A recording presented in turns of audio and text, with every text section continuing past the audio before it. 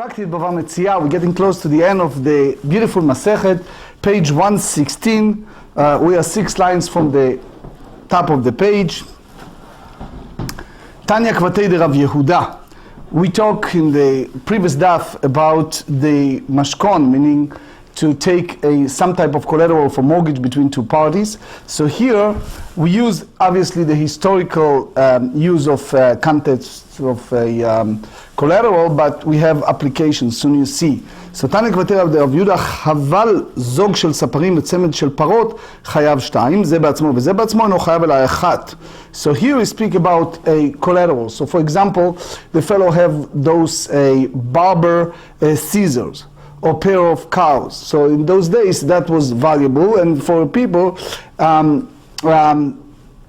it's something that they can use for work. So Rashi explains that this can be attached to each other, and therefore it's kind of valuable to do one job, which is cutting hair.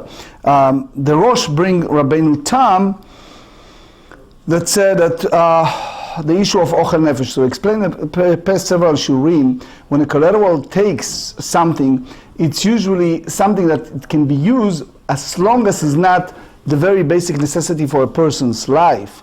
So Rav Hai Gaon explains the same as Rashi, when it's come to this type of work, it's really part of the life necessity, versus Rabbeinu Tam that said that you cut vegetables and things like that. But the key question we have to ask exactly again and again is that something that you take away a basic necessity for a person's life or not? So he said, if you do such a thing, it deserve a punishment of malkot, of lashes, but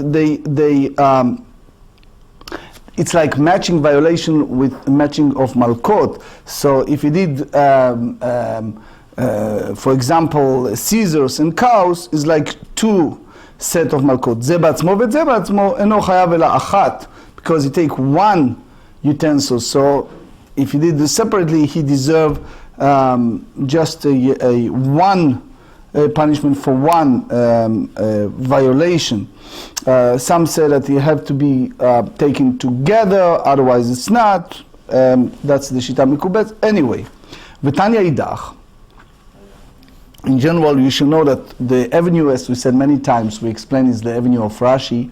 Tosfot have a different way of understanding. ותניא אידך, חבל זוג של ספרים וצמד של פרות, יכול לא יחייב אלא 1, because you do one job when you use them together. תלמוד לומר לא יחבול חרב ורחיים, מה רחיים ורכב שהם מיוחדים שני כלים ועושים מלאכה אחת. So נודע ביהודה, the great Rabbi Leiner, explains that you use them for 2 separate prohibitions, חייב על זה בפני עצמו ועל זה בפני עצמו. אף כל דברים שהם שני כלים מיוחדים, anything that you do a separate type of work, ועושים מלאכה אחת, but you do one type of task, one work, חייב זה בפני עצמו ועל זה בפני עצמו. He is liable separately for this one and the others, and basically the whole notion of Rabbi Yehuda, which match here, it's getting twice malkot, and there's another derivative we derive from that any mashkon, any type of collateral, you have to return. There is a discussion among the poskim how far you go. As you know, I'm rushing to the airport to partake of the bris of my new grandson, the baby boy that born to my youngest daughter. So I do not have much time to elaborate, but I can share with you the key point, the vignette of the poskim. They said, when you have a wealthy borrower, and he did not pay for all kind of reasons, let's say he's pressed for fund or other reasons, and the lender, the creditor, wants to go and collect something. So the question is, we explained the past several days, you have limitations, how far you go. So you ask yourself, poor person, if you take a pillow, you take a blanket, so it's nothing for him to sleep. But if it's a wealthy person, the question is how far you go. So it's a Meshech Chochmah, it's one of the Torah commentary, that he said the mindset of the Torah and the rabbis as follows. You have to look, it's called in Hebrew, מציאות העכשווית. You have to look at the very current moment, what exactly the current situation, even the person is very well to do. If is at the very moment he is destitute, you treat it accordingly the same as you treated another poor person. We explained once, when it's come to even collect from charity fund, if a person is in the middle of a summer and you have in his storage room 4 coats that can be sell for a huge profit in November, December, January, but now it's the middle of hot August, obviously he can be pressed for fun at this very moment. So the mindset the Meshech Chochmah explains, it's basically according to the very moment at this very time. Here is a fighting story, speaks about taking very basic necessity for a person as a collateral. How gavra de chaval sakina de ashkavta mechavrei. A person took a collateral, a slaughtering knife, from another person. Slaughtering knife, there's few explanations. You go by Rashi. Rashi said that it's just one of those cutting meat that they use in the butcher house. Tosfot Rosh challenged and said that this is not in the store, but is a real slaughter knife, one of those super sharp knives that used to cut animals. And the idea those expensive knives are ruined quickly, and people don't lend them to each other, and therefore it's very unlikely. The same way as the Nimukei Yosef, the Ranhold. But anyway, Ata lekamei Abaye. So the creditor stand before the great sage named Abaye, and he asked him if he behaved properly by taking that knife. Amar le zila adrei, you have to return that knife. The havele kli shosim bo nefesh. You know what? This type of knife is not just a regular knife. This knife, it used for very basic necessity of people making a basic living. So the matter of possession, that's called kinyan, transactions, is not in effect, since, as we said, is out of the framework of sages of rights to possess. It's the ochel nefesh, is a basic human necessity. V'takum bedinale. So if you want, you can sue him here at my court, come and sue him for what he owes you. If you agree and have a proof, you can pay, otherwise he needs to take an oath. But Tosfot and other Rishonim said, Lo zachita beze, you don't have the right to acquire her, because at the first place you not have the right to take it. It's a so therefore he needs to do shvuat eset, a special oath, and take the guy to court, but not to possess it. Rav Amar lo tzarich lemeka bedinale. He doesn't need to stand before the court for this money. V'yachol liton ad kedei dmeihen. He can say that the claim is amount of debt up to its value. So the Gemara asks, "Ve'abayei let le'ai svara." So you mean to say that Abaye did not accept this logical idea? משנה מהנו איזה דאח לחושלה בנהר דעה, והתמרה דחושלה ותפס לו, וקטעים טובה, אמר אבו עדי שמואל, יכול לטעון עד כדי דמיהם. So he basically can claim up to the value, and that's the Tanat Migo, that always can ask, can say that he can use exaggeration and can get more. התם לא מידי דעבדה להרשו לא גרוג, התחמיד דאביד להשול להגורהו, ושלח רבונה ברבים. דברים עשויים להשיל ולהזכיר, ואמר לקוחין בידי אינו נאמן. So if there are those acquire to me, he is not credible by this claim alone. So the idea is, that's the language of the Rambam, which by the way today it's his yortzeit. The Rambam tells us that anything you acquire bechozka, you acquire toward a matter of chazaka, the transactions, that it's tachat yado, so even it bring witnesses, it still belongs to one who has it.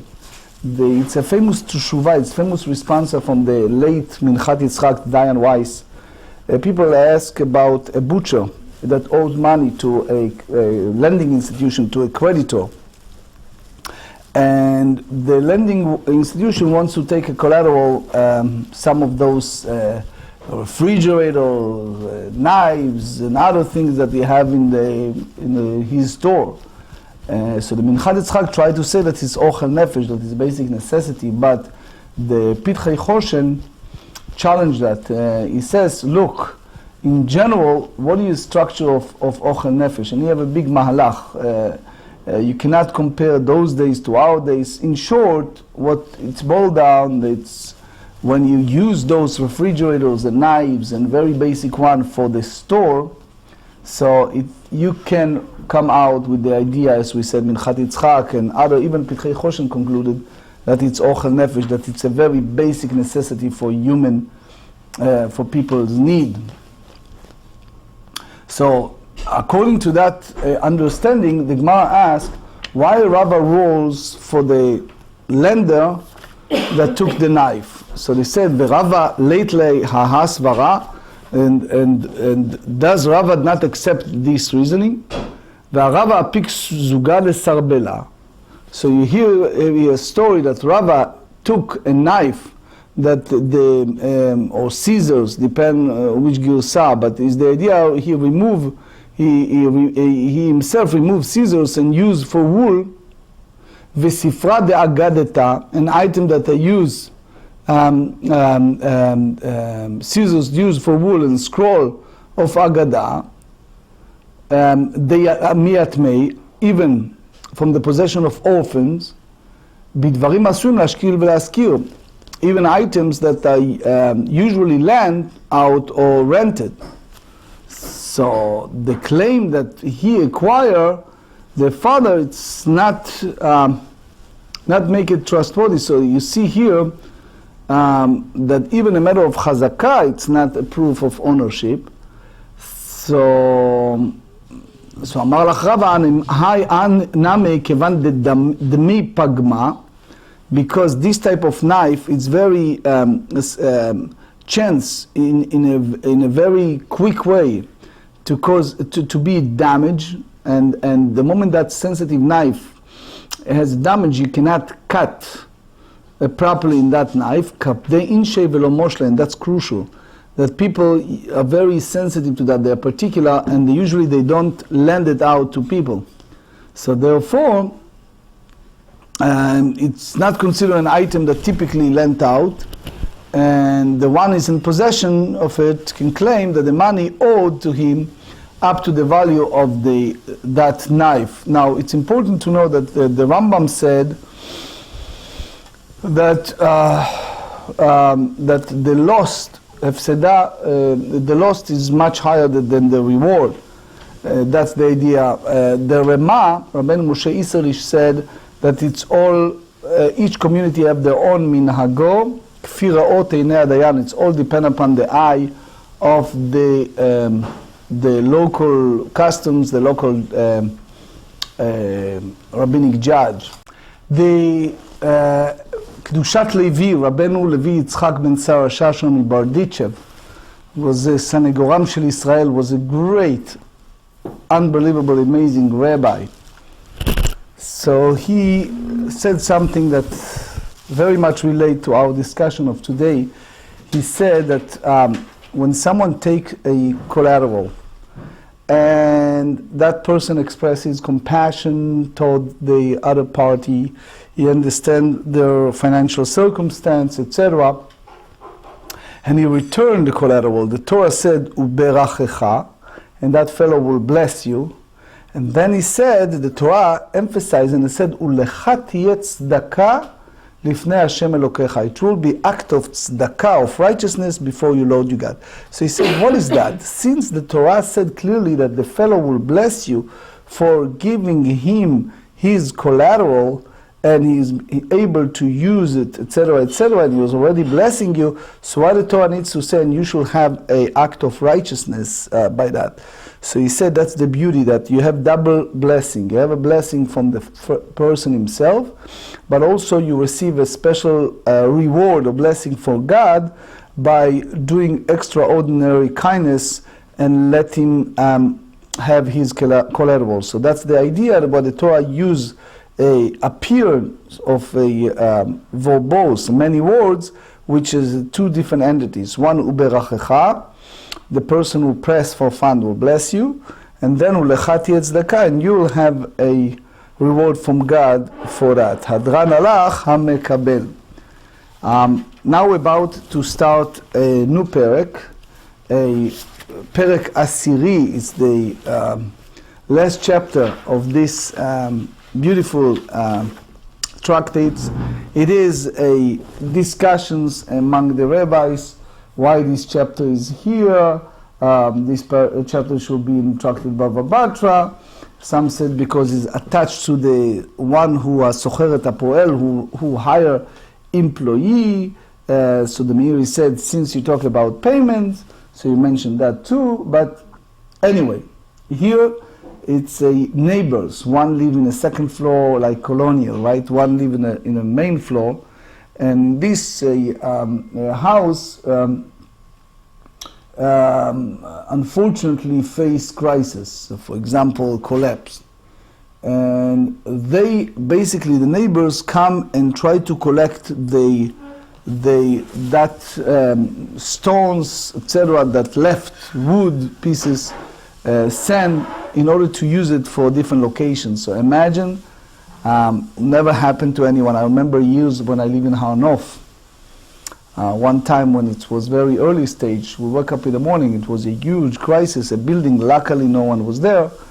The midst of a building construction, it collapsed. It's like unbelievable. So anyway, when that happened, the neighbors wants to divide it. So they said, Habayit v'aliyah shel shnayim shenaflu. Here you have a house in the upper story belonging to two people, the lower part and the higher part, and unfortunately it collapsed. So the question is, what exactly belongs to whom? Shneim cholkim ba'atzim u'ba'avanim u'afar. They are both need to divide the stone, the earth. ורואים אלו כאילו האבנים העשויות להשתבר. They treated, in a sense of halacha, it's like those stones that about to be broken, even there are some who are not broke. אם אחד מהם מכיר מקצת אבניו נוטלם, if someone of them recognize some of the stones, he may take them for himself. ועולות לו מן החשבון, however, those the count toward his amount of stones, and the other party takes the other stone in matching what he took. So in a sense, we have to, the Tivot HaMishpat is a wonderful book. He explains that you go by a real evaluation that it's fair. So if most of the rov shvurim, if most of the stones are broken, so you go in that sense equally. But anyway, מלקטן רואים בכלל דאיקה למקם עליו, היא בחבסה נפיל, היא בחבתה נפיל. We have to look and see exactly the process, if it happens to pressure, or it's the upper story collapse and it was just a blow. היא אחרי שמאי חולקים, why you divided it? It appears that you could do it equally for both, for fixed and broken. נחזי, let's evaluate and see, היא בחבתה נפיל, עלייתה תיבור, היא בחבסה נפיל, תתיה תיבור. You have to look and see how exactly the process of broken took place. If it happens, the blow, so the upper story broke. If it's a pressure, the lower, and the owner of the upper story takes the unbroken stones. So they say, לא צריכה לנפיל בליליה. So it happens that during the night, so you don't know. Even there is a discussion among the rabbi why you don't use the umdena, which is a general evaluation, as the famous Gemarah in Sanhedrin that speak about Shimon ben Shetach. Even some say that over there it's in a nefashot and mammonot, but anyway, velechzeniu betzafra. So you see the day after, during the day, so things are clear. Says the faninhu, it was just remove. You can't evaluate. Velechzemai paninu rishalye. Go on the one who, basically the company nowadays that send the people to remove it and ask. People in the public just saw it and they just took care of that and they went to the walk, so you don't know who did it. Let's see what everybody put it, to what party they left.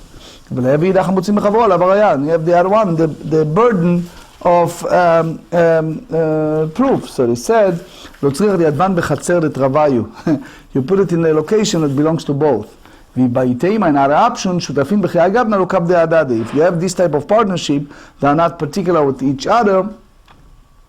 For example, if they are joined those stones, so each of them is declared ownerless for his part, in order for the other party to put his utensils. So anyway, אם היה אחד מהם מכיר, if one of them, we said in Mishnah, recognize his stone, והלה, how about the other party, מה טוען? אידא כאמר אין פשיטא, ולא אמר אין. למה נותן? If you agree upon, so it's obvious, why you need to say it. And if you say that the other party says, I don't know whose stones they are, and consequently the one who stands a definite claim is deemed credible. So the Gemara said, Ela, the Amar lei ein yodea. So if you say, I don't know, that's the, so it's a limit of the two of the Rav Nachman. We have basically a refutation to the view of Rav Nachman. The Itmar, if someone go up with his fellow and he said, Maneli biyadcha, that you owe me, Ve'ala omer ein yodea, the other party said, I have no clue what you're talking about. Ravuna v'Rav Yehuda amrei chayav. So the defender need to pay the claimant. Why? We learn many times, bari v'sheva bari adif. If you have something that's sealed and something that's unsealed, we go by the sealed. And Rav Nachman and Rabbi Yochanan, amrei patu. Why? Because we go by the view of המוציא מחברו, one who wants to pull out something from the other fellow, alav haraya, you have the burden of proof to, so basically, is the challenge what Rav Nachman said, that you go by the Tanat Shema and is exempt.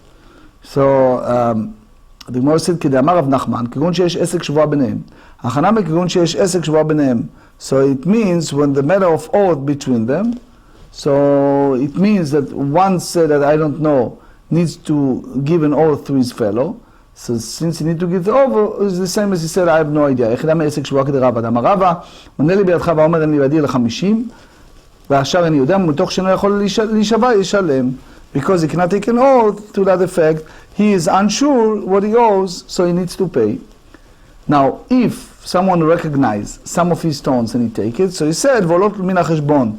The count is a count of stones, and the other party takes other stone accordingly. Savar Rabba Lememar lefi cheshbon shvurot. Rava hold that you go by those who are broken stones. So he said the first party takes the unbroken stone he recognized, in place of similar amount of broken stones, and the other party takes the amount of broken stones corresponding to the amount of unbroken stones claimed by the first person. So they said, the whole Alma, כיוון דאמר אני יודע, הרי ידפי, אמר לאביי, אדרבה, הרי ידפי. מהנה ידע, תפי לא ידע. Because he recognized this, so he knows those, but doesn't know the others. So too lately, the other that fellow too lately, vidachulu de'aich ninhu. So all the full stones belong to the other party. So how can we hold that they take equally the stones? And Amarabay lefi cheshbon shleimot. Abaye said that you go by the unbroken stones. So the first party takes the unbroken stones he recognized, in place of a similar amount of unbroken stones, and the other party takes the amount of unbroken stones corresponding to the amount of unbroken stones claimed by the first person. So what exactly you gain out of that? So he said, Malbena Ravcha. So one is to